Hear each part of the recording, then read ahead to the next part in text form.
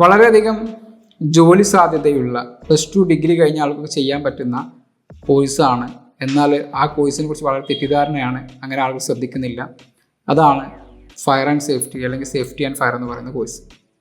ഈ ഒരു വാക്ക് കേൾക്കുമ്പോൾ തന്നെ ഫയർ ആൻഡ് സേഫ്റ്റി എന്നൊക്കെ പറയുമ്പം ആളുകൾ ആദ്യം മനസ്സിലാക്കുന്നത് ഫയർ റെസ്ക്യൂ ആയിട്ട് ബന്ധപ്പെട്ട കാര്യങ്ങളാണ്. ഒരു തീപിടുത്തം ഉണ്ടായിക്കഴിഞ്ഞാൽ അവിടെ തീ അണക്കാൻ പോകുന്ന ആ ഒരു മെൻറ്റാലിറ്റിയിലേക്കാണ് ഭൂരിഭാഗം ആളുകളും എത്തിച്ചേരുന്നത് എന്നുള്ളതാണ് എനിക്ക് മനസ്സിലായിട്ടുള്ളത്. കുറച്ച് കാലങ്ങളായിട്ട് ഞാൻ അങ്ങനെ വീഡിയോ ചെയ്യാറില്ലായിരുന്നു.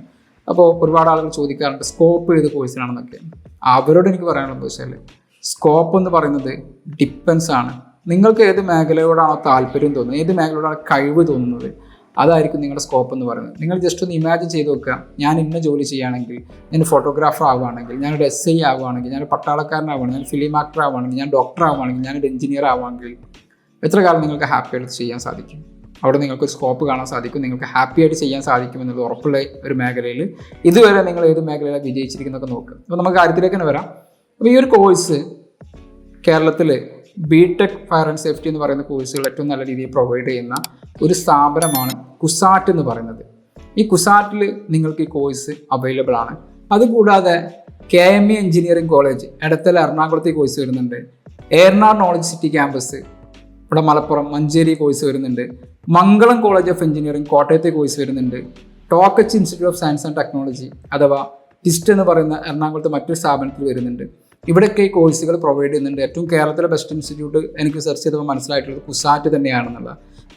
കുസാറ്റിൻ്റെ പ്രീവിയസ് ഇതിൻ്റെ അലൂമിനിയുടെ ഒരു ഹിസ്റ്ററി സെർച്ച് ചെയ്തപ്പോൾ 100% പ്ലേസ്മെൻ്റാണ് നടക്കുന്നത്. മാത്രമല്ല അവരുടെ അലൂമിനിയിലുള്ളവർ വർക്ക് ചെയ്യുന്നത് ലോകോത്തര കമ്പനികളിലാണ്. എക്സാമ്പിൾ പറയുകയാണെങ്കിൽ ടെസ്ല പോലുള്ള കമ്പനികളിൽ വർക്ക് നടക്കുന്നുണ്ട്. എന്താണ് ഈ ഫയർ ആൻഡ് സേഫ്റ്റി എഞ്ചിനീയറിംഗ് കഴിഞ്ഞാലുള്ള ജോലി സാധ്യതകൾ എന്നുള്ളതിലേക്ക് നമുക്ക് നോക്കാം. അതുകൂടാതെ ഇതിൻ്റെ ബെസ്റ്റ് കോഴ്സ് പ്രൊവൈഡ് ചെയ്യുന്ന മറ്റ് സ്ഥാപനങ്ങളാണ് സിപ്പറ്റ് ചെന്നൈ ഉണ്ട്, അതേപോലെ തന്നെ IFE എന്ന് പറയും institute of fire and engineering Mumbai, അതേപോലെ national fire service college Nagpur.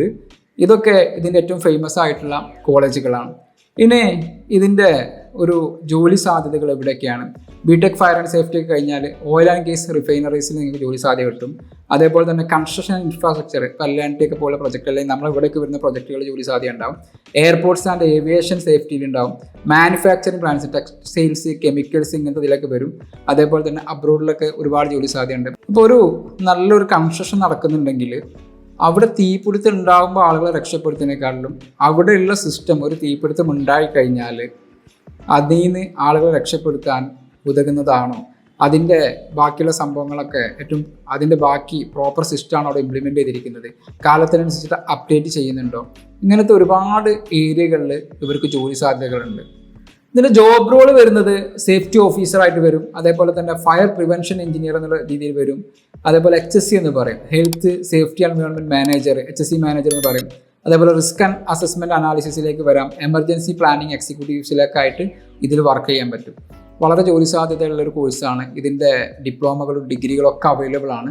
ഒരു നല്ല പെട്ടെന്ന് ജോലി ലഭിക്കുന്ന ഒരു കോഴ്സ് നോക്കുന്ന ആൾക്കാണെങ്കിൽ ധൈര്യമായിട്ട് റെക്കമെൻഡ് ചെയ്യാമെന്നുള്ളതാണ് പറഞ്ഞിരിക്കുന്നത്. ഞാൻ കുറച്ച് മുന്നേ ഈ വീഡിയോ ചെയ്യുന്നതിന് മുമ്പ് ഞാനൊരു ഒരു കരിയർ എക്സ്പേർട്ടായിട്ട് സംസാരിച്ച സമയത്ത് അദ്ദേഹം പറഞ്ഞ് സേഫ് ധൈര്യമായിട്ട് ചെയ്തോ, ധൈര്യമായിട്ട് റെക്കമെൻഡ് ചെയ്യാൻ പറ്റുന്നൊരു കോഴ്സാണ്.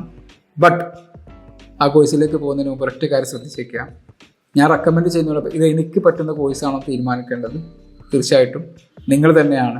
ഇങ്ങനൊരു ഓഫീസർ ആയിക്കഴിഞ്ഞാൽ, ഇങ്ങനത്തെ ഒരു മേഖലയിലേക്ക് എത്തിക്കഴിഞ്ഞാൽ നിങ്ങൾക്ക് ഹാപ്പി ആണെന്ന് തോന്നുന്നെങ്കിൽ ധൈര്യമായിട്ട് ചൂസ് ചെയ്തോളൂ. BTech പഠിക്കാനുള്ള ക്വാളിഫിക്കേഷൻ എന്ന് പറയുന്നത് +2 സയൻസ് ആണ്. ബാക്കിയുള്ള ഡിപ്ലോമകൾക്കൊക്കെ SSLC +2 ഒക്കെ കഴിഞ്ഞ കുട്ടികൾക്ക് പഠിക്കാൻ പറ്റുന്ന, ഡിഗ്രി കഴിഞ്ഞവർക്ക് ചെയ്യാൻ പറ്റുന്ന നബോഷ് അടക്കമുള്ള ഒരുപാട് ഡിപ്ലോമകളുണ്ട്. Thank you for watch.